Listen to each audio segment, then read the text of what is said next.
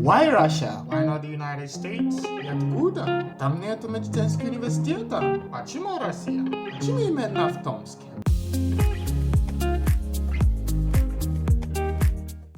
Hello friends, welcome back to the vlog. In today's video, I'll be answering one of the most frequently asked questions, which is why I'm studying medicine in Russia. I'm sure every foreign student here have answered these questions on one or two occasions, but if you haven't, I can assure you I've answered them dozens of times. And if you're a student in Russia, I want you to put a comment down below and tell us why you chose Russia for your education, and that will make sense. By the way, if you're joining me for the first time, my name is Emma and I'm a final year medical student studying at Siberian State Medical University, Russia. And if you haven't subscribed, please do it right away. Stay with me till the end of this video and I'll share with you a few things that I learned on my struggle to med school. Let's get straight to it. So I've divided the reasons why I'm studying here into what I call the push and the pull factors. The push factors are the reasons why I couldn't study in my own country, while the pull factors are the things that attracted me to Russia. Let's start from the push factors. When I finished high school, I knew exactly what I wanted to do, and that was to go to med school, and I did what every other person would do, and that's to apply to Nigerian med school. I took the exams a couple of times and performed very well, but the response was always that there were people that performed better than I did. Probably I wasn't one of the smartest guys, but that doesn't matter anymore. That's a story for another day.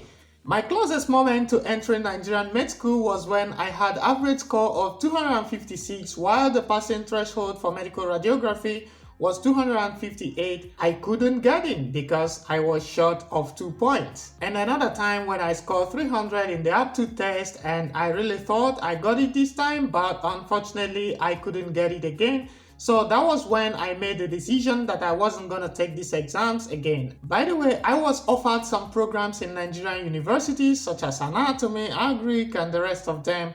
When I started in anatomy, I couldn't find the future I wanted in this program, so I decided to quit, and it became one of the best decisions I've ever made. I'll tell you about that later. Then I decided to think outside the box, that is, to study abroad. I did what every other person would do, and that is to go to the internet and search for universities in United States where I could go and study medicine.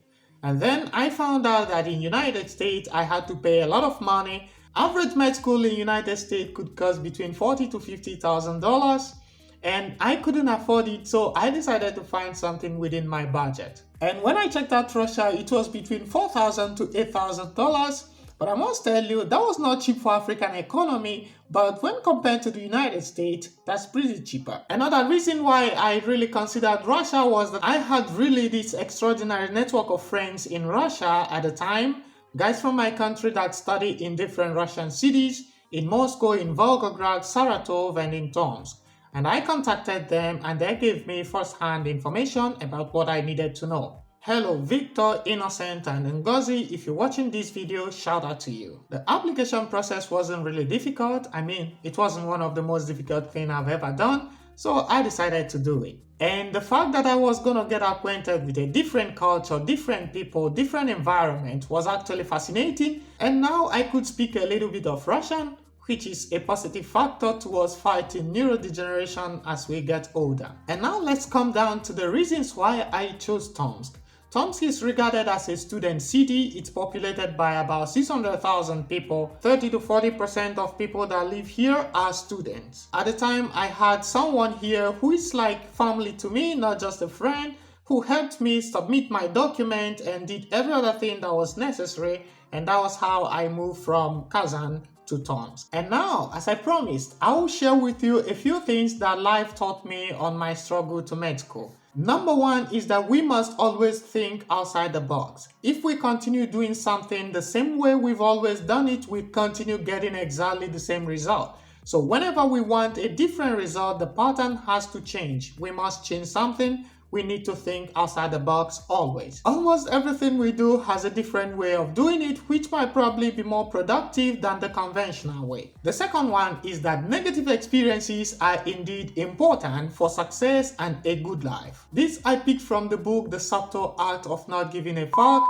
Don't mind his language because he makes a lot of sense. What that means is that disappointment, rejections, and failures prepares you actually to face the world. And the last but not the least, which I also picked from chapter 3 of this book, is never to feel too special. You know, I felt so bad after several failed attempts of getting into med school because I thought I was smart enough, I should just take the exams and that would be there.